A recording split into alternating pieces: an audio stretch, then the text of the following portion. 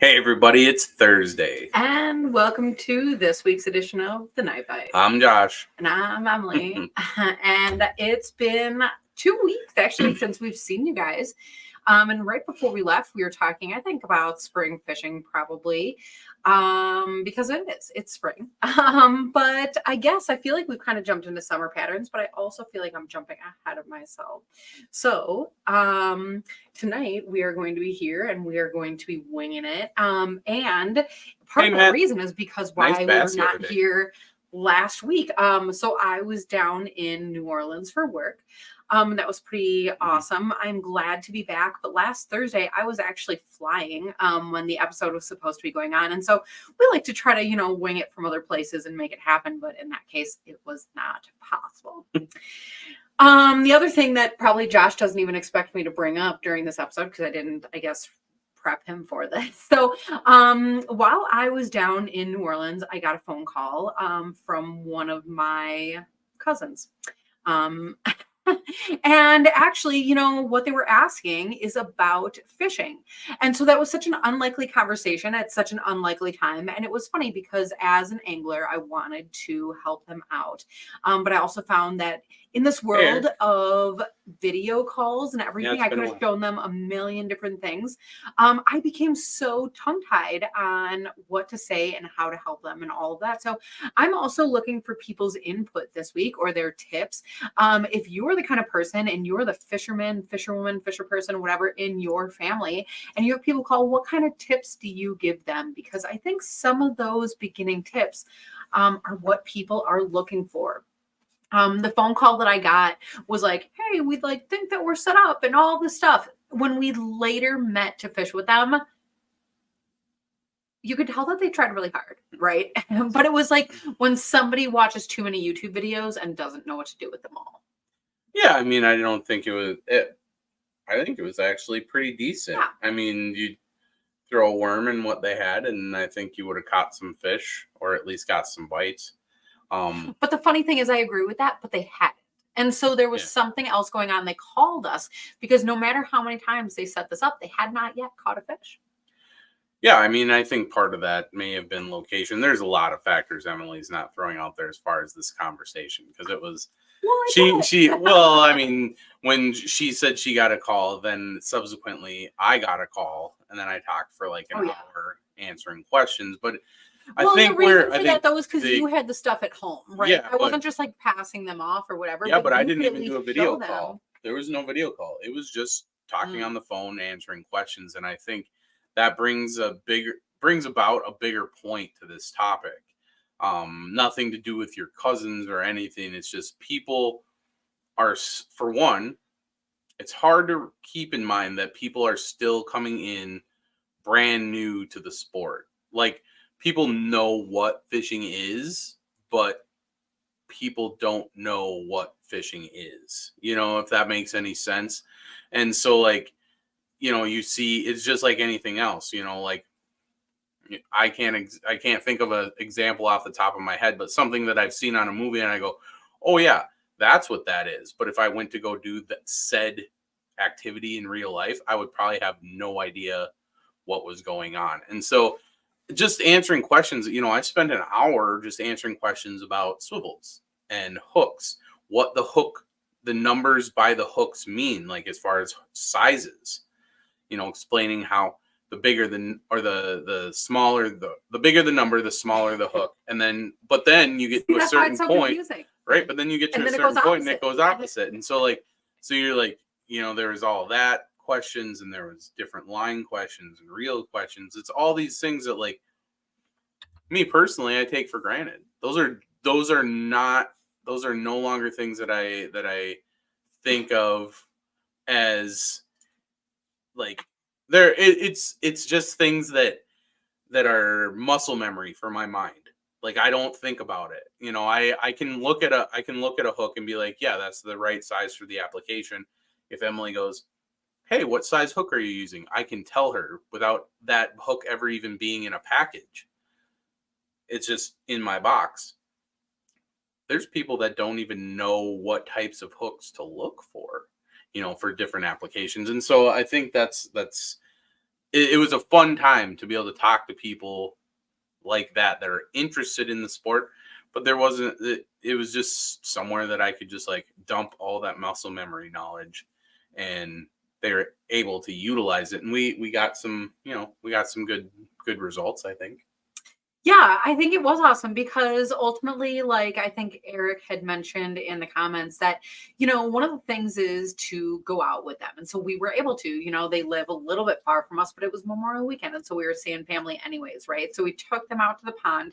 And one of the things that we realized is that my youngest little cousin, my nephew, I guess, he actually, what I was going to say, let me finish my sentence, is he wasn't even sure about when to set the hook. Mhm. So let me back up a little bit. And what I was also going to say is you had mentioned earlier that people like think they know what fishing is, but do they know what fishing is? And so when people like the average person, not us who go like every single weekend like crazy people, right? So when you think fishing, that image that comes in your mind is not even setting the hook, but that moment where the rod is pulled back and there's a ready weight, James. like that fish Hey, is Jeff. already there, right? And so to get somebody to that point so they can be excited and feel that love for fishing, I mean, there's a lot to that. And so that's where I came back to that we found out that my nephew, he wasn't even sure when to set the hook. And so to get to that moment, he might never have gotten there, right? Hey, Santa. And so to take that time and, show him like what the bobber means and what the bobber does and like why it moves, or maybe the wind is pushing it versus the fish. It seems so crazy to have to explain all those different basic things. But I think those are the things that people need in order to be good anglers. So It was quite the experience. Yeah, I mean, it's not something we haven't dealt with before, No. but it was fun. It was fun just to be able to. I think it's different when you're teaching people that you may not necessarily know. So it was fun to be able to teach your cousins, some people that we could be a little bit more candid with, maybe be even a little bit sarcastic with. It just made it a little bit more fun, and it made the information not seem so scary, right? It's like, we can kind of poke fun at you like, oh, you've never casted a rod before? And then it's like, no. And it's like, yeah, I know. I was just poking fun at you. And it's like, but then everybody kind of laughed and we were able to move on. Whereas with a stranger, it can be a little bit like, okay. And here's something that I'm even going to throw out there. I'm interested in hearing from people at home. What kind of rod and reel setup did you start on? And would you have somebody else start in that same way? So I don't know. I started on a Snoopy pole, right? So the old fashioned, the closed face. Like I don't even know what that thing is, how you classify that, what it's called, the baby pole. the spin cast rod. Yeah. So the thing about that is, I mean, I guess we were just bobber fishing at campgrounds and stuff when I was really little. And so I don't know, maybe that was fine or maybe not.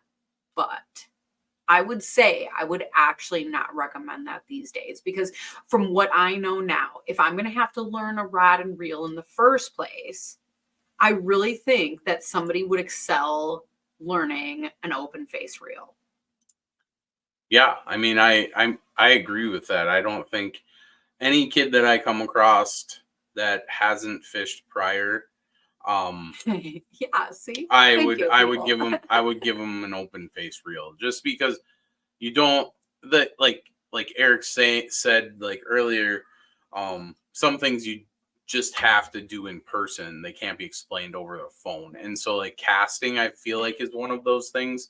And I feel like one, kids that have no prior knowledge, and even if they do, you can give them an open face and teach them, and it might take them like an hour versus like 10 minutes to a brand new person. But like if you give an adult an open face reel after them using a spin cast reel their whole life, or something else, it might take them like a week or something, because that muscle memory is way different, right? Kids, they are always adjusting, and so they can make that quick move over or just start there. Two, it's way easier to untangle those, and if it does get to be a those being snag, an open face. yeah, the open faces are way easier to untangle, and if it gets to a point where it's just like so gnarled up, it's right there, it's open, you can cut it off and then find the end and then redo it. And they don't they don't need a full spool, they don't need the $70 line. You can go pick up a $4 150-yard spool of Trilene XL or whatever, and put that on there, and you can go through that in one fishing trip. If it gets tangled or if it gets twisted up, that's what happens. And it's a great learning tool for them too, is like it builds a little bit of patience. And like there's times where you can take the time to untangle your stuff and it makes sense, and there's times when you just need to like cut it off and start new, and those are things that kids will pick up and be able to bring on through their whole fishing career. And that's something they may not even remember where they learned that from. That's just something that you're going to build into their mind with one or two instances, and they'll know, oh, this is not worth saving. Cut it, move on. So those are the kind of cool things with that open face reels I really think excel at. Plus, that's what 90% of fishing, actual fishing gets done on, I think, is the open face. And there's place for spin cast reels too. Don't get me wrong. Like I had like an idiot casting it. I hadn't casted one in like years, and I was amazed at how far you could launch it. But especially I wasn't trying hard enough. Especially like the casting out and reeling back, like you could tell that line was starting to get a little twisty, and then you get that weird grindy feel on the inside, and there's either a loop or something got underneath something, and you have to take the cap off. Okay, but that's not the bad part. The bad part is putting that stupid cap back on and lining it up right. It's always off by one notch, and then you're like screwing, unscrewing, screwing, unscrewing. I hate that. All kinds of people checking in though with all kinds of different options, and I think Eric, that is Mr. Roka. Super cool. Hey Ray. I guess the other thing that I have to say about this topic is that people who, and I know I see a lot of faces of people who are good fishermen here, so maybe see.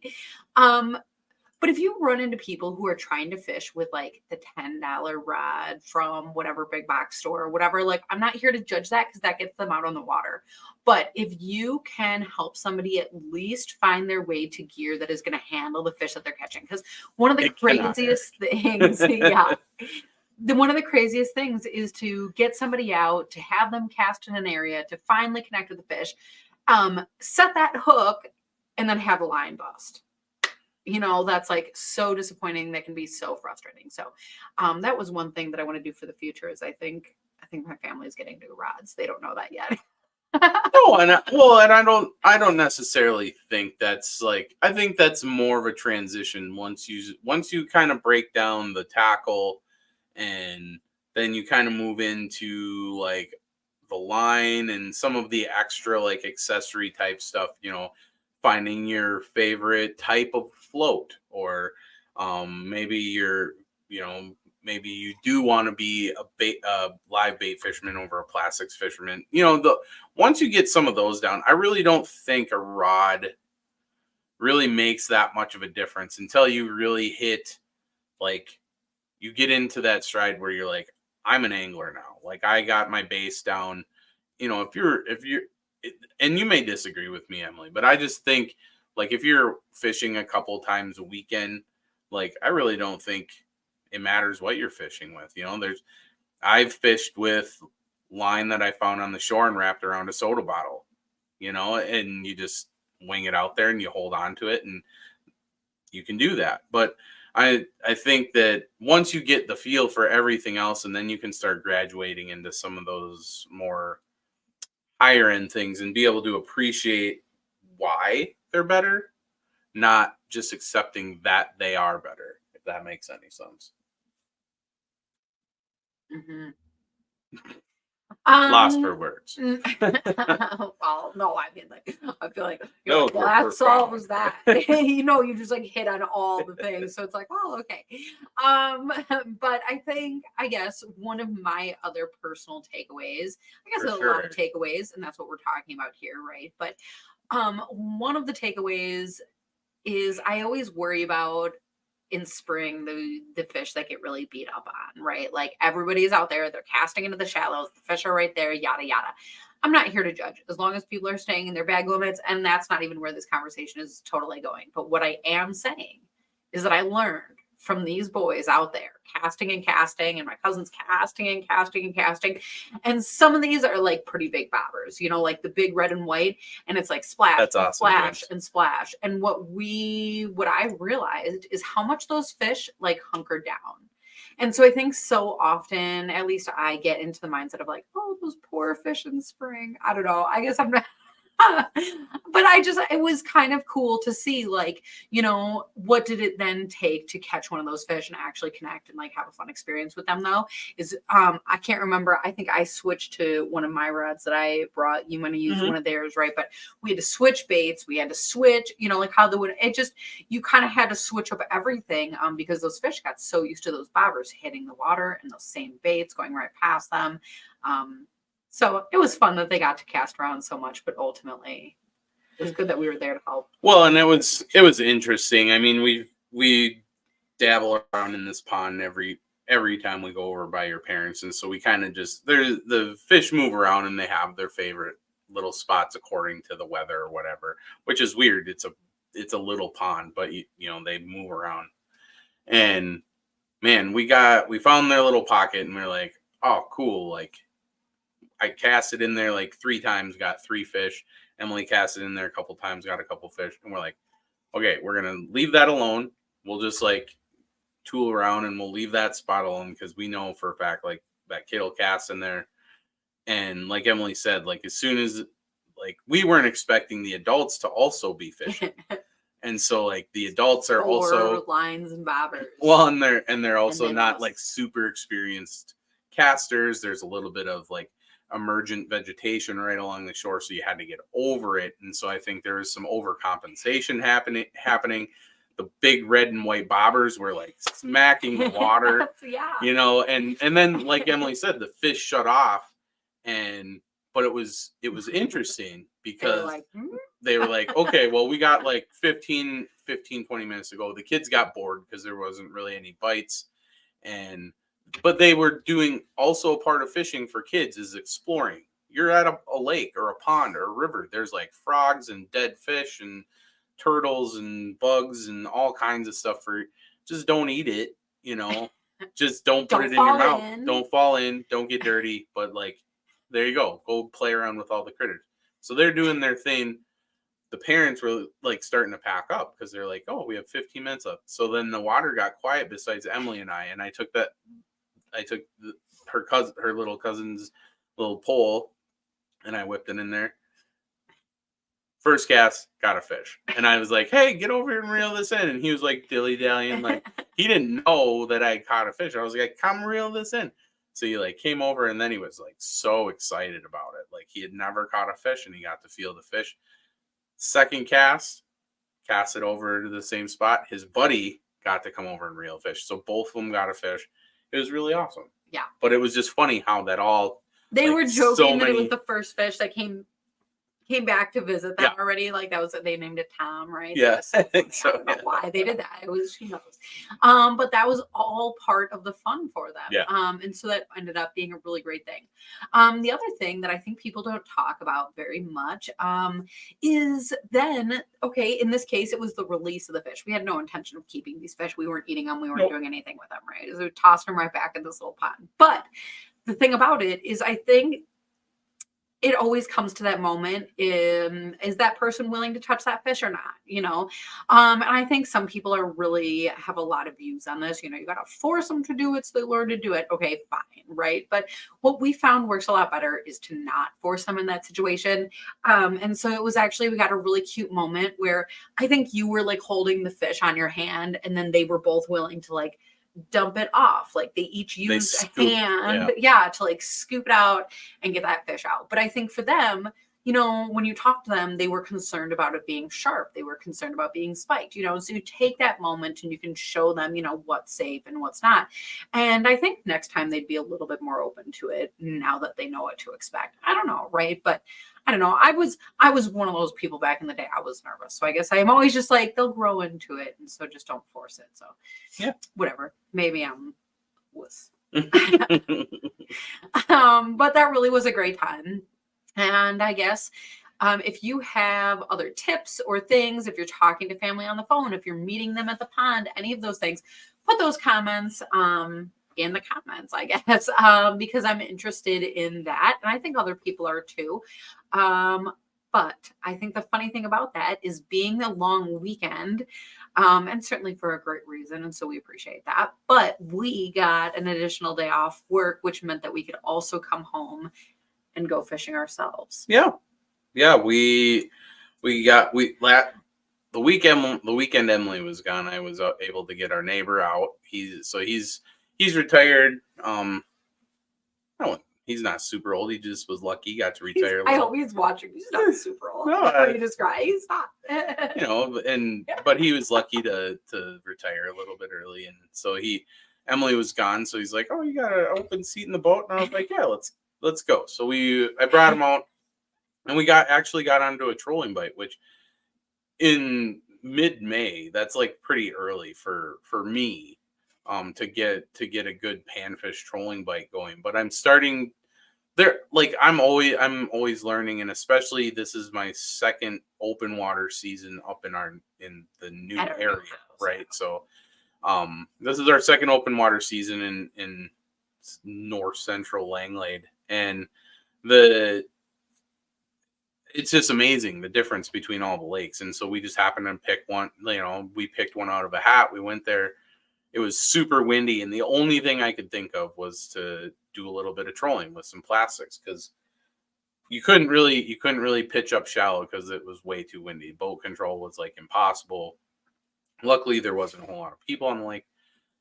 Long story short, we did amazing, like way better than I thought. So we caught a bunch of species, walleyes, perch, pike, bluegills, crappies, all kinds of stuff. So then I brought Emily up there, and similar-ish conditions, but it had rained a bunch. And so like when I was up there, it was like between 63 and 65 degrees. We went back, and it was back down to like 60 degrees, and it was kind of chilly that day. And the fish, we caught a few, like we did okay, but it wasn't as good. But yeah, we were still getting fish on that trolling bite, which was really awesome, because that's one of my favorite things about summer.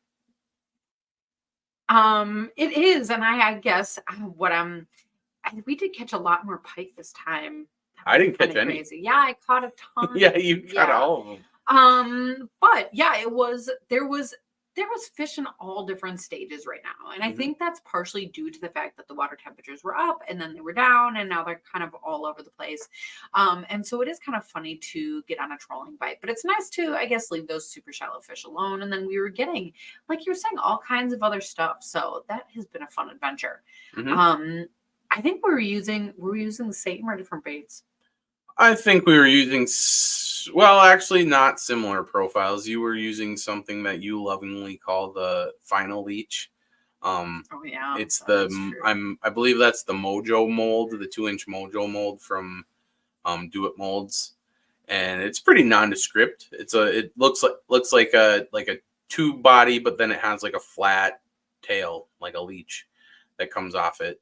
Nothing like super crazy. And you actually, I think, caught more fish, although I was changing and I was keeping my baits a little bit bigger, but not much. I would like downsize when I started a different color, and if I got some bites, I'd bump it up. And then it really didn't seem to matter for me at all. There was some colors that didn't do very well, so I just went back to what was working. But the size didn't really make the fish any bigger. And actually, I was using minnow profiles like paddle tails and stuff, and my fish seemed to trend smaller than yours. And you actually were catching more pike and more perch and bigger crappies. And I wonder if it was like a leech profile, like maybe they're feeding a little bit more heavily on leeches, or maybe just because the water had cooled down, it was a less like aggressive bait. I don't know. I couldn't figure it out. I just never switched to that bait. But yeah. Okay, here's something I didn't expect to admit in this podcast. So welcome everybody to my world. She was planting all those fish, making me look bad. Planting them. Yeah, I left him there. Yeah, I put him there. No, that's obviously so difficult to do. And the joke. But one of the things that I found happening to me this past weekend is with spring, and all the fish are kind of in those same places doing those similar things. And I found that I was honestly, we use a leader line before swivel, and so I was breaking off, and so Josh is like, oh, all these multi-species, and I will admit that I think the best fish of the day that I connected with, I will admit I did not catch. And so you got to take that moment and not be frustrated, because honestly I was a little bit frustrated, right? But right. Well, because when it happens once, it happens. When it's twice, it happens. But I honestly think it happened to me 3 or 4 times that day. And one time we were by this really big rock pile. It's got to be a great walleye down there. And he's still got my jig. Hopefully not. Hopefully it's not in his mouth, right? But one of the things I learned is, in spring like this, when there's all these kinds of fish all up in the shallows and you're not sure what you're going to catch, you look at the water conditions, because in this case, they were not crystal clear. And you know what I need to do is just take that leader line and I need to go up by a pound or 2 test. And I think I'm going to have the same luck with panfish. I know the perch are still going to bite, but I think that when I connect with a walleye or something like that, I'm going to have more success, because one of the things about going out there is it is great to catch fish. That's the point of fishing for many. You like the mapping and all of it, right? But the one thing I don't want to be doing is leaving behind jigs or leaving behind different things in those waterways. So, especially when I do plan to release that fish, hope to not leave my jig behind. Next weekend, it'll be different. Yeah, it's almost the weekend. That's why we talk about this. Is I got to run out and get some. We have plenty of leader line. Trust me. No. So James brought up Finn's braid. We've been running the wind tamer. It's been really awesome. As a personal preference, and it's not. I don't even think it has so much to do with visibility. But for me, as a tying, like being able to retie, it's just easier for me to use either a mono or a fluorocarbon, just because it's easier to thread. That's what it comes down to for me. And every once in a while, especially when we're trolling, if we're trolling even some bigger baits, I'll like to switch it up to a mono leader, just because I have a little bit of shock on it. And if I'm using bigger baits and have potential to catch smaller fish, I don't want to rip the front half of their face off. But it's just situational. But I really don't. Lots of people run straight braid, and you can definitely put a swivel in between. Just cut a chunk of your braid line off, put a swivel on one end, then tie the other end of the swivel to your main line, and there you go. You got your leader for any of the trolling or whatever you're doing. I just happen to like the fluorocarbon. I have it. I have lots of it just from testing different ones, and then whatever I don't like for a main line, I end up just throwing in my box for leader material. Honestly, it really doesn't matter to me, but it's just more of a tying thing. Well, and I think it also comes down to know yourself as an angler, because if you're the kind of person who's setting up at the summer cottage, whatever, and you're just fishing that same dock or that same lake every time, perfect. Maybe that's right to your line. Tie however you want, right? Yeah. But in our case, I think we have a history of kind of going water to water, by day, by weekend, usually not within the day, right? Usually we pick one and stick to it usually. But when we're going from body water to body water, that leader material is going to allow us to fish in those clearer bodies of water and everywhere else too. And so I guess I view it as versatile, but I didn't realize that until we talked about it just now.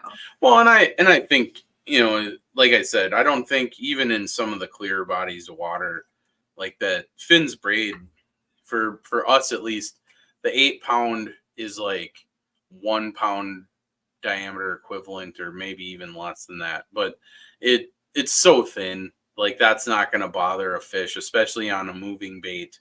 Maybe you might run into it with a float application, but in most cases, like something that thin, you're not really gonna run into it affecting your bait, right? Because you have to think, we're so caught up on, like, we've been taught, like, oh, fish can see everything, and they're so. I think that it's species dependent, right? Trout are notorious for being picky. Pike are notorious for not being picky a lot of the time. Panfish can go either way. Some people you talk to, and bluegills can see you breathe from 20 feet of water, and some people you talk to, and you can just like scoop Walk a up net. to them and Yeah, shake their fin. Yeah. Hello. So like, I think in general, like a moving bait, you have to think they're chasing and contemplating eating something, usually that's not natural. So whether it's like plastic or wood or something, it has metal dangling off it at some point, because that's your hook, if right? it notices that. And then going so fast. Yeah. And so, well, and that's the point, right? So like you just so you just like have to remember there's a whole bunch of unnatural things that it's getting to first before it even gets to your line. And then there's stuff like filamentous algae that's floating around this time of year. We're after Memorial Weekend, right? So now there's boats ripping up weeds, and there's weeds floating around, and there's like everybody and their kids' bobbers flying and hitting the water, like we were right. talking about. So like so there's a lot of things. I don't really think if you're on a really finicky bite, it might be something to consider. But in general, you could probably run braid anytime you want if that's your thing. And I really do. I recommend running braid. One, it's cost effective, right? It's a little bit more money up front, but you can use it 2 years and then actually take it off and put it back on backwards, so that your used stuff is on the inside, and it's just providing a base for your new stuff. And then 2 more years, so you get 4 years on one spool line. You really shouldn't have to complain too much about spending whatever $30 or $40 on a spool for a reel, unless you have rods and reels like Emily, in which case it takes a small fortune to put line on. That's not true. That's not true. No, but no, James, it's only half true. It's a great can of worms to open. This is why we're here. It's just bringing different perspective, and that's why we like hearing your perspective, because if we all thought the same, there would be no reason to talk about it. Everybody would know everything. That's so funny. This is like, we didn't expect to talk about this, but this is just like the post that you made. I think in your profile, or maybe you posted Tice Junkies, or maybe both. I can't remember, but I'm sure you'll describe it better than I can. Well, I can. Give me a second. You can describe it, but I can pull the picture up. So essentially it was a bobber rig. And so you'll see exactly what I'm talking about in a minute. But when Josh is talking about, I don't know, what did you say? Creativity or thinking outside the box, or I can't even remember what it was. But, I think sometimes people get really caught up in how you're supposed to do things, how you're supposed to fish. And they forget that you can do anything in the world that you want. And so in this case, was it coming up? Yeah, I just wanted... Just keep talking. Oh, you're making it bigger. Yeah. I'm ready to show it.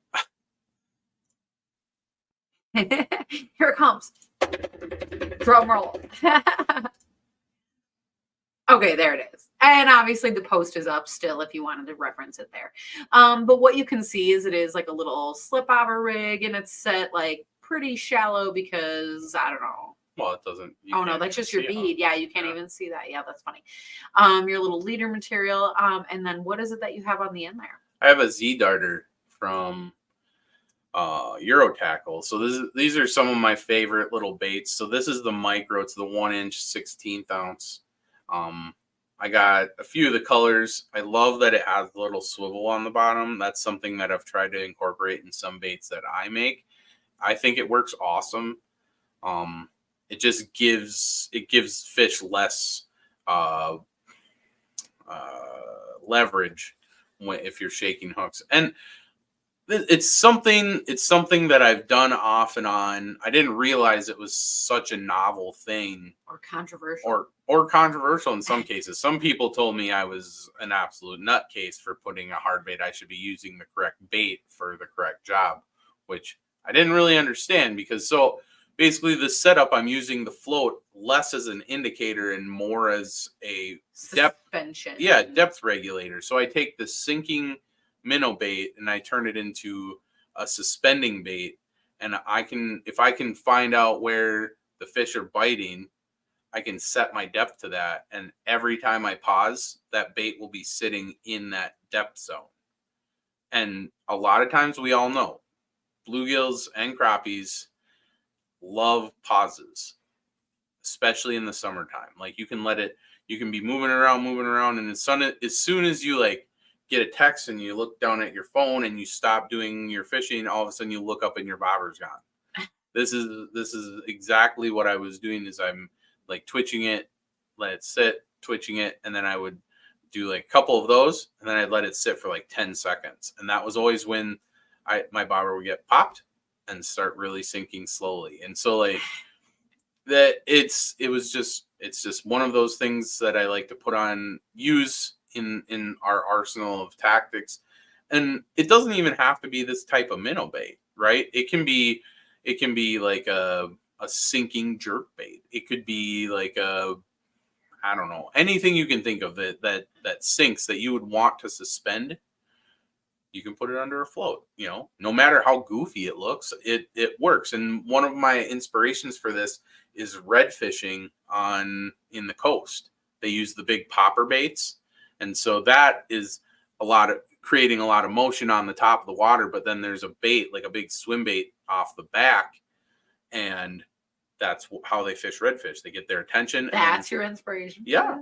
Oh my god! So I never would have put that together. So I think that's one of those things where like you draw from other sections of fishing and apply it to your own. So I don't know. There's all kinds of goofy things saltwater guys do that I think. And bass people, the bass guys have there's a lot of time and money put into catching that species of fish in particular, but those tactics lend themselves a lot to every other type of fishing. How many times do you hear about bass guys catching a bunch of walleyes on like a drop shot or something like, and that, same goes with panfish. That's been a popular tactic the last handful of years, is drop shotting for panfish when they're in their late summer patterns. So yeah, I don't know. It's just something that I didn't think was that novel, but apparently it was. Apparently it was, I guess. I don't know.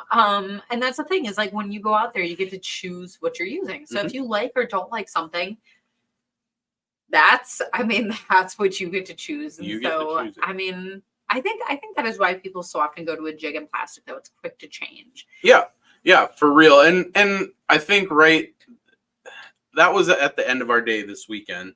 Mm-hmm. So I wasn't really planning on doing much changing of baits. Excuse me. But if I were to be fishing this or have a dedicated rod for something where I was putting lures on, I would probably use something like a speed clip. Because again, the fish, if they're eating something like this, it's like a metal bait. It's not a full-blown minnow. It's a bait. So by the speed clip is the least of their worries with the hooks and the swivels hanging off of it and all this other jazz. So yeah, I would put a speed clip on it so I could switch out colors. And that's one of those things. I goof about Emily having a bunch of rods, but honestly, it's me. I really like to have specific rods for specific purposes, and that's because then I don't have to strip the whole setup off of a rod and then change it over to what goofy thing I want to try next. I would like to have them set up so I can do that, but that takes a little pre-planning because we're not stuffing 20 rods into a boat because there's two of us. So that would be 40 rods. And then we would need another boat for us to sit in. So, yeah, it's a little pre-planning. You just how am I going to fish today? What do I want to try? What time of year? And then we try and keep it to 3 rods a piece. So that's what we put in for our rod holders. That's an interesting point. Okay, wait. So I know that we both have a bobber rod, and we both have a trolling rod. Yeah. Is our third rod different from each other? What's your third rod? Yeah, I have the JT Panhandler. It's my jigging rod, or my my pitching rod. Oh. You haven't set yours up. I haven't set mine up yet. And right now my other rod is just like a super ultralight. But I left off with that last year in fall. And so we were still doing all that deep fishing for bluegills. And actually I was finding that just these itty bitty little baits on tungstens is what was working at that time. It was like they were already eating winter stuff, even though it was fall. And so I was using just that kind of setup, a super ultralight. That's funny. I didn't know if we had the same setup or if we had different. But 3 rods, usually, that's like what we have space for. Well, and that's usually what I try to keep. I was using an ultralight that I had built myself. My name's on it, or I would contemplate selling it if my name wasn't on it. But the Panhandler rod, like I've been wanting to get one, and we were able to finally grab a couple this year. We saved up a little bit, and I really like the fact that it is an ultralight, but it has enough power. It has enough power in it that I can use it to actually pitch jigs for panfish. But it's light, it's an ultralight. It's light enough that, like Emily said, I could put tungstens on it and I could jig with it if we needed to be a little bit further off the boat. Sometimes, we've all done it. If if you've had a boat and you're fishing that fall pattern, you can bring your ice rods on the boat. But it is just nice to have count in the 3. That gets to be extra. That's extra. But I like the versatility of that Panhandler, and it'll even. I think I even pulled a couple walleyes on it when I was out fishing with our neighbor Gene. And it handled it just fine for an ultralight. I was pretty impressed, but you can't pry the JTX light out of my hands. I really love that rod, and my float setup is the JTX medium light, and that for a float rod, that's hands down my favorite rod. But I will take the reel off of that one, and I'll put on a walleye reel for the springtime, and I'll use that for. Part of my jigging with a little bit heavier baits, but I usually use the light all spring, and I love that thing. And I'm excited to every time I'm like, oh yes, we finally got the Panhandler, we're good to go. And then they're like, oh yeah, we're coming out with the JTX Light 7.6, and I'm like, that's my new trolling rod. Like that's what I want. That's what we both want. So now we got another thing to save up for. So it never ends. It never ends. It never ends. But that's what we love about it. Oh, goodness. I have to be honest. We are nearing the end of the things that I planned and not planned to talk about tonight. So if you have other things, throw them in the comments. And you're always welcome to throw it in the comments, because even if the show is not live and you have things to chat about, we're able to get back to that. I think Facebook, YouTube, it's also wherever you get your podcast, but we can't do comments there. So come to social media for that. Yeah, or shoot us a message. Like we'll always let you know what our thoughts on something. If you have something that you want to get a hold of us, it's probably better if you message me. Emily has so many messages in her inbox. God! She even loses mine sometimes. That is true though. But yeah, I'm more than happy to answer questions or chat or whatever. So yeah. All right. Well, and we're looking forward to this weekend as well. And looking forward to, I think this is about to be that transition between spring and summer. And it feels like it with the boating traffic as well, because there are more and more and more boats joining us out there as well. And some of them are anglers, and many free fishing weekend this weekend. But be careful of things like that. But we were talking earlier in the show about bringing new people out and having them experience the outdoors and fishing and the fun of all of that. So this is going to be perfect timing for all of that. And like we started the show earlier, if you have tips on taking newbies out into the water, connecting with fish, drop that in the comments because we are interested in that as well. Otherwise, I think that's it for this evening, and we are looking forward to seeing everyone on next week's edition of The Night Bite. Night, everybody.